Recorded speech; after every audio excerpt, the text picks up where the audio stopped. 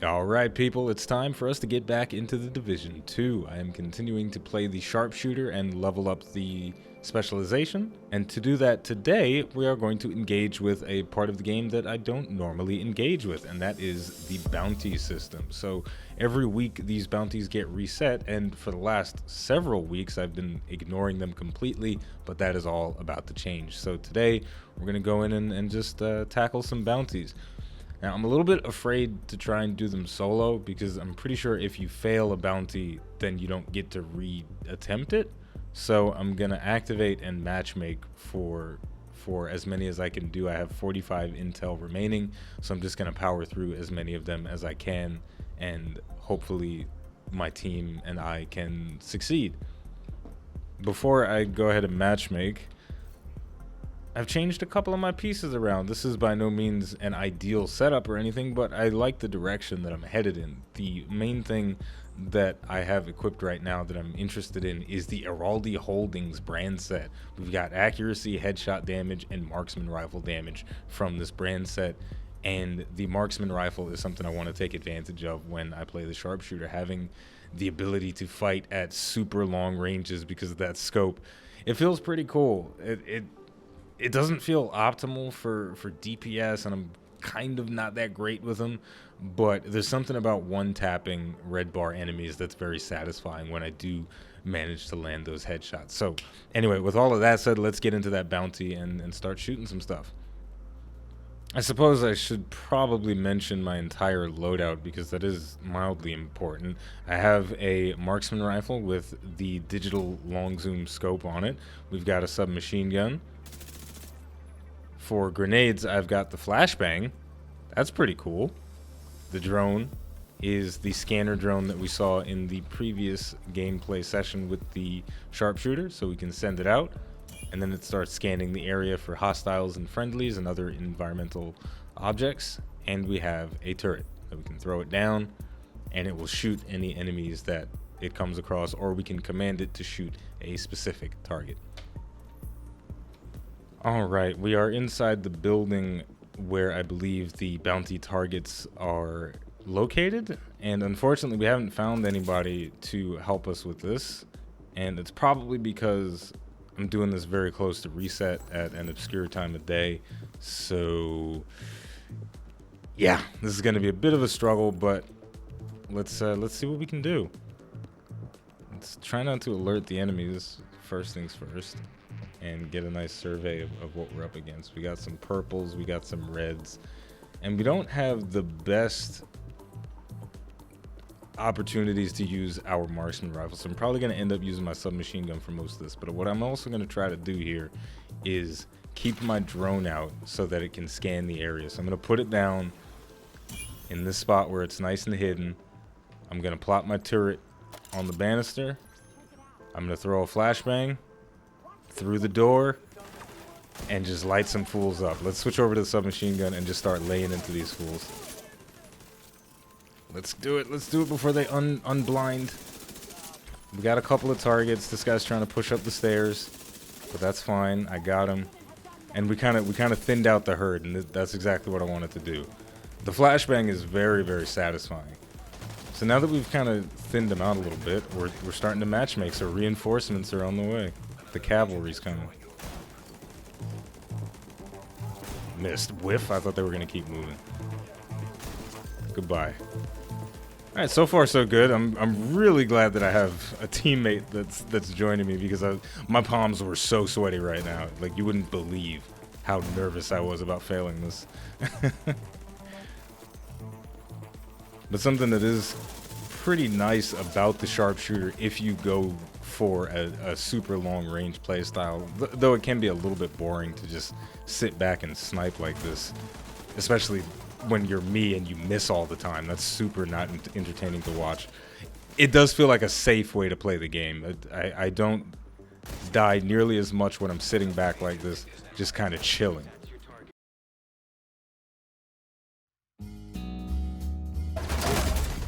Agent down. Oh no. Immediate medical assistance needed. Immediate medical assistance needed. Agent down. What's happening? Finish him. Please don't. Agent vital signs 0. Okay. We cleared the first room. We got an ally here. He's got a turret and I think he's using the reviver hive, so that's nice. So if he goes down, it'll automatically revive him. If I go down in a bad spot, I believe he can throw his hive onto my body and it'll revive me. So that's kind of cool. So I feel a lot better. I feel safe now. I feel safe in his arms. Where you going? The door's over here. So let's take that marksman rifle back out and fire at that mask. And there we go. Oh, that's not good. We don't want them coming in here. Flashbang through the door. I did find out the hard way when I was playing a mission by myself that you can blind yourself with the flashbangs, but if you are behind cover when the flashbang gets thrown, you won't get blinded if the vision between you and the flashbang is obstructed. So that's nice. So that wasn't too difficult, especially because we had a teammate helping us with the deeps. He seemed like he was ripping and tearing pretty good.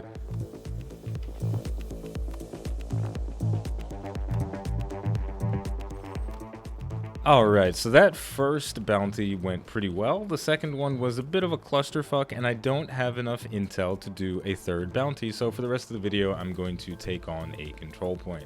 So I'm on my way to it now. It is in the Metro Ruins, and it should be fun. I've done this control point before. It's a little bit tricky to position in it, and it can be difficult to use a marksman rifle down there, especially with a scope with a long zoom on it, but that's okay. We've got a submachine gun that we can use as well. Threw that flashbang out because I panicked a little bit. These are just red bar guys, so they're not all that strong. Hey, you can't see. There you go. But yeah, the whole purpose of this loadout is I want to have a really strong long range punch, and the close range option, I want it to rip faces open as well. And we're probably going to mostly use the submachine gun once we get down here. This is an abandoned subway station, basically. It's all broken down. It's very atmospheric. This is one of my favorite locations in the game. It seems like the civilians here are not engaged with the enemies. That's fine. They're just they're probably waiting for me. I totally understand that, because I am basically a superhero. Now, as for the stuff that I want to make for the Division, one of my favorite aspects of the game, besides the cool ways that you can build your character and abilities and things, is the sound design. It's the way everything sounds and feels in conjunction. And I'll give you an example of that right now as I shoot this guy in the head with my thick, meaty marksman rifle. Wait for it.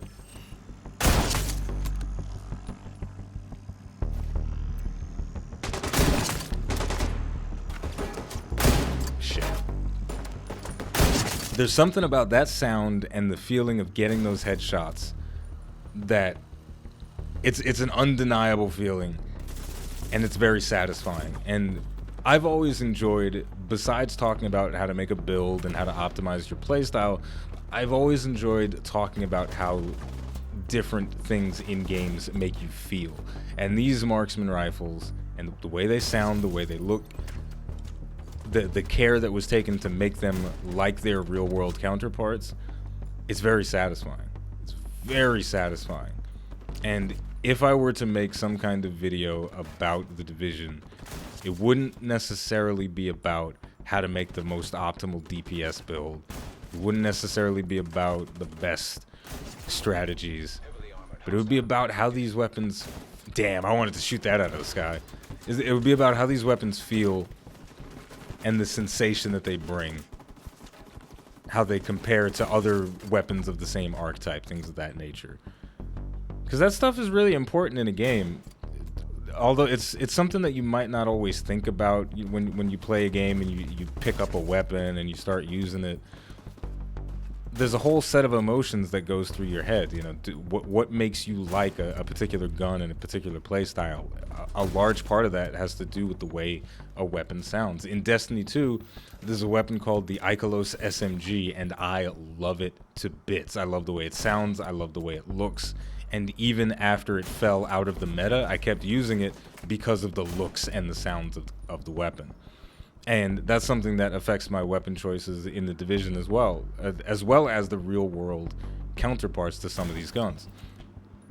So like the FNP90, for example, that was a gun that I think it was introduced in the 1980s or something like that, but it started to rise to popularity in film and television in the 90s and the 2000s and stuff like that. And that was when I was in school and in high school and growing up, and they were my formative years. So I have a very special connection to that weapon, its look and its sound and its feeling, its design. So there's a lot that goes into talking about it, and whenever I make a loadout, I want to put a P90 in it, just because I have that special connection to the gun from seeing it in action movies and in documentaries and stuff when I was growing up.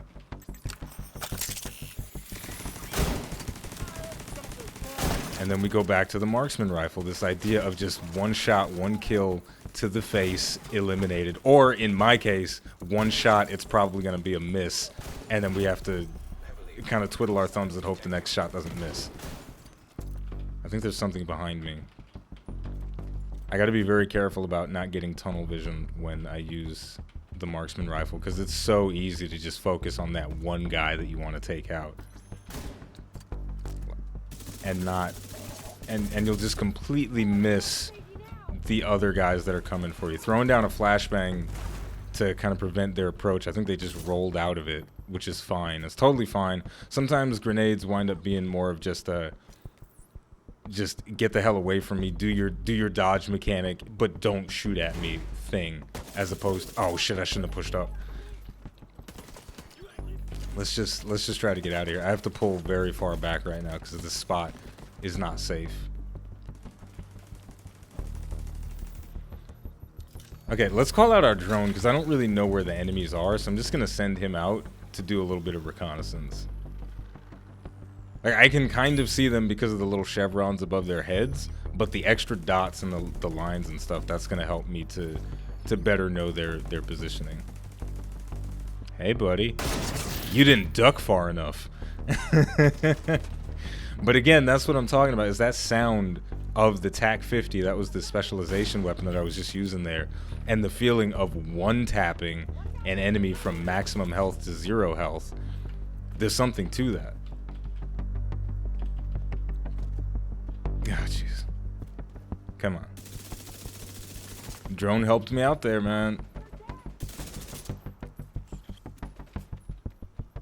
Look at this. The drone is helping, dude. I'm really falling in love with this thing.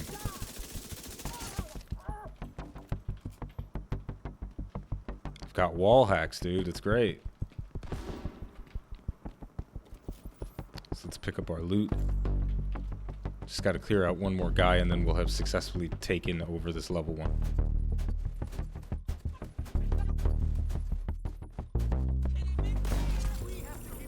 How many shots did it take me to kill that guy? Was it 8? Did I miss 7 shots and then kill him with the 8th one? That was ridiculous. Okay, well, there we go. We got a field proficiency cache, which is nice. So that means we leveled up. We got 3 sharpshooter points, and we can open a box. See what we got. Oh, I have 2 of them. I forgot to open an old one. So let's find out.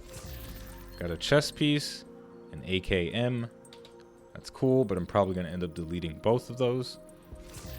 For the next one, we got another chest piece and a black market sausage. And we also got a police T821. It is a submachine gun. I've been using those a lot lately, so we'll check it out. But first, I've got to find the stash. Here we go, the supply room. Hey, we got some knee pads. What are these? Murakami Industries. Don't really need these for what I'm trying to do right now. That's always the unfortunate thing of going through and trying to find specific items, is that sometimes you just don't get what you're looking for. I'm looking for marksman rifles. I'm looking for Araldi Holdings and some other brand sets. And when I don't get those, it's not necessarily, oh, well, this was a waste of time. But what it is more of, it's like, oh, that's not exactly what I wanted. But I'm always encouraged to keep trying again, because you do get a lot of loot in this game. Everything that you do pretty much showers you in high-end pieces and things. And what's nice about that is even if it's not exactly what I want, it could potentially be useful. Like this SMG that I got, the T821. I like this talent a lot. Critical hits add a stack of 3% reload speed bonus, and the maximum stack is 20, so that's 60% reload speed. If we have a lot of crit, then that's pretty awesome. Optimal range, that's not bad. You know, stretch that range out a little bit. And while equipped, resting in cover for 3 seconds removes blind and disorient status. Not bad. Like this is not a bad submachine gun at all. So if I decorate this T821 with mods and all that stuff, what we have here is something that feels kind of cool, right? So the fast hands talent, crits add 3% reload speed, bonus stacks up to 20. We have a base critical hit chance on the gun of 14.5%. We get another 10% from the laser pointer and the Osprey 9 suppressor. We've got a magazine for increased reload speed. A lot of stuff is working together here. We've got a lot of synergy. This could feel like a really crispy weapon to use. Just have a constant stream of bullets going down range, and it's got a low RPM and a high per bullet damage. So this could feel like a weapon that just constantly slays. The bullets never stop coming out of the gun once we get it rolling. Once we start landing those crits on enemies, this thing could feel pretty nice. So I'm gonna keep this on, and the next time we come back, I'm gonna use it, and we'll see how this really feels. But yeah. So the one thing that I want to keep in mind, and I want everybody to keep in mind for the next bit of more structured content that I do for the Division, I want to talk about the sounds, the sights, the feelings that the different weapons evoke, and the similarities between the guns in the game to their real world counterparts. Because in some cases the similarities are pretty dead on, and that's awesome. The developers took a lot of care there, and I would love to talk about that kind of stuff. It's cool. So we're gonna take a little break. So as always, the name of the game is The Division 2. The name of the channel is iBluairJgR. Thank you for watching, and I'll see you next time.